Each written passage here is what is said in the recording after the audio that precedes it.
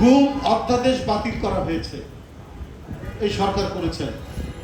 জনগণ প্রত্যাশা করে গুম অধ্যাদেশ বাতিল হয়েছে, কিন্তু নিশ্চয়ই এই গুম অধ্যাদেশের মধ্যে অনেক ফাঁক ফোকর আছে, অনেক ল্যাপসেস আছে, ঘাটতি আছে।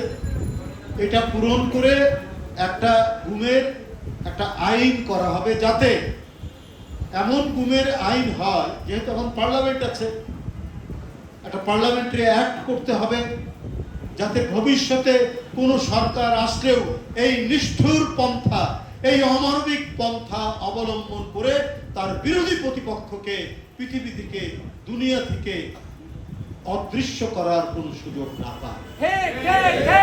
এই ব্যাপারটা সরকারকে নিশ্চিত করতে হবে।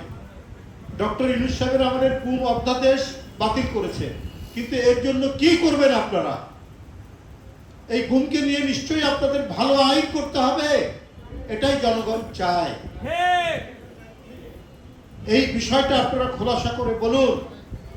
জনগণ প্রত্যাশা করে এই সরকারের কাছ থেকে, যে ডক্টর ইউনূস সাহেবের সময় তখন তারা তাড়াহুড়ো করে করেছে, নিশ্চয়ই অনেক ঘাটতি আছে, সমস্ত ঘাটতি পূরণ করে গুমের উপরে এমন আইন করতে হবে যাতে আর ভবিষ্যতের কোনো সরকার কোনো ধরনের এই নিষ্ঠুর অমানবিক পন্থা অবলম্বন করতে না পারে।